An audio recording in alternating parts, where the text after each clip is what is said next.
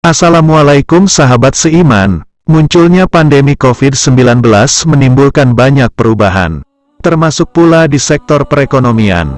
Banyaknya karyawan yang terkena PHK, membuat mereka memutar otak dengan beralih menjadi pedagang kecil-kecilan demi memenuhi kebutuhan hidup.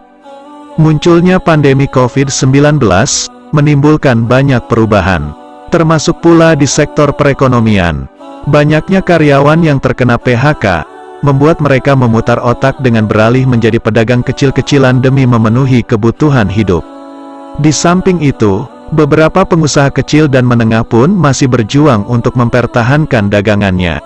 Nabi Muhammad SAW dalam satu hadis yang diriwayatkan Baihaqi, menyatakan salah satu pekerjaan yang dianjurkan untuk dilakukan umatnya adalah berdagang. Sesungguhnya sebaik-baiknya usaha adalah usaha berdagang. Tuntunan Rasulullah ini bisa menjadi teladan bagi kita yang mungkin baru memulai berdagang. Meski demikian, ada baiknya kita memperhatikan terlebih dahulu seperti apa Rasulullah berdagang pada saat itu.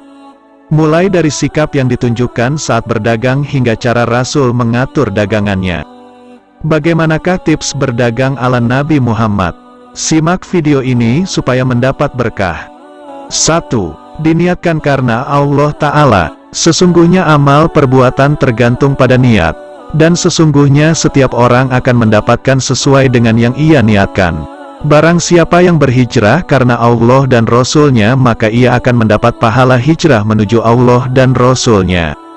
Barang siapa yang hijrahnya karena dunia yang ingin diperolehnya atau karena wanita yang ingin dinikahinya, maka ia mendapatkan hal sesuai dengan apa yang ia niatkan.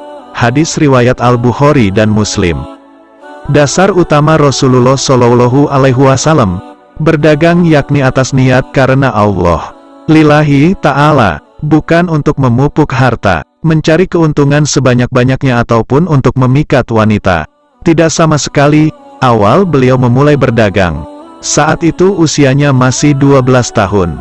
Rasul berdagang dengan mengikuti pamannya, Abdul Muthalib hingga ke negeri Syam, Suriah.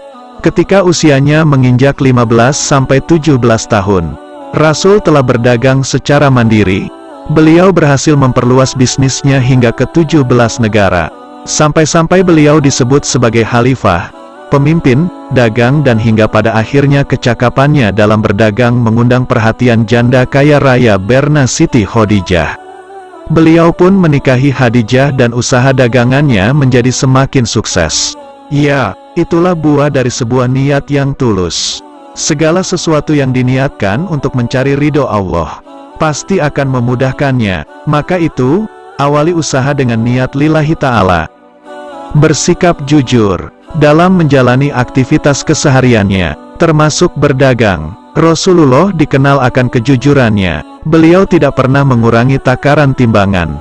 Selalu mengatakan apa adanya tentang kondisi barang, baik itu kelebihannya ataupun kekurangan barang tersebut. Bahkan tak jarang Rasul melebihkan timbangan untuk menyenangkan konsumennya. Atas kejujurannya itu, beliau pun dianugerahi julukan Al-Amin, yakni seseorang yang dapat dipercaya. Pentingnya bersikap jujur dalam berdagang juga disinggung oleh Allah Subhanahu wa Ta'ala dalam beberapa ayat di Al-Quran. Di antaranya yakni, sempurnakanlah takaran dan janganlah kamu termasuk orang-orang yang merugikan. Dan timbanglah dengan timbangan yang lurus. Dan janganlah kamu merugikan manusia pada hak-haknya dan janganlah kamu merajalela di muka bumi ini dengan membuat kerusakan. Quran Surat Asy-Syura, 181-183. Dan tegakkanlah timbangan itu dengan adil dan janganlah kamu mengurangi neraca itu. Quran Surat Ar-Rahman, 9. Dan sempurnakanlah takaran dan timbangan dengan adil. Quran Surat Al-An'am, 152. Dan sempurnakanlah takaran apabila kamu menakar. Dan timbanglah dengan neraca yang benar. Itu ya yang lebih utama bagimu, dan lebih baik akibatnya. Quran Surat Al-Isra, 35. Rasulullah bersabda, sesungguhnya para pedagang, pengusaha, akan dibangkitkan pada hari kiamat sebagai para penjahat kecuali pedagang yang bertakwa kepada Allah. Berbuat baik dan jujur. Hadis riwayat Tirmizi. 3. Menjual barang berkualitas bagus. Prinsip berikutnya yang dianut oleh Rasulullah dalam berdagang yakni menjaga kualitas barang jualannya. Beliau tidak pernah menjual barang-barang cacat, sebab itu akan merugikan pembeli dan bisa menjadi dosa bagi si penjual. Diriwayatkan dari Uqbah bin Amir, beliau mendengar Rasulullah berkata, seorang muslim adalah saudara bagi muslim yang lain. Tidak halal bagi seorang muslim untuk menjual barang yang ada cacatnya kepada temannya, kecuali jika dia jelaskan. Hadis riwayat Ibnu Majah.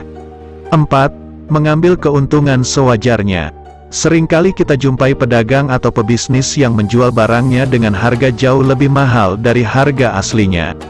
Mereka berusaha mengambil laba setinggi mungkin tanpa memikirkan kondisi konsumen. Taktik seperti ini tidak pernah dilakukan oleh Rasulullah. Selain menyalahi agama, menjual barang dengan harga terlalu mahal juga membuat dagangan kita kurang laku.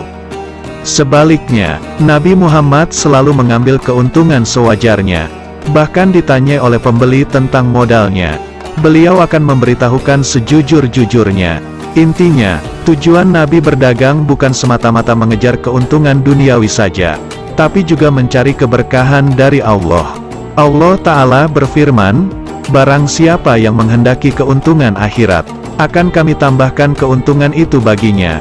Dan barang siapa yang menghendaki keuntungan dunia, kami berikan kepadanya sebagian dari keuntungan dunia dan tidak ada baginya suatu kebahagiaan pun di akhirat. Itulah tadi, tips berdagang ala Rasul. Mudah-mudahan bermanfaat untuk kita semua. Wassalamualaikum warahmatullahi wabarakatuh.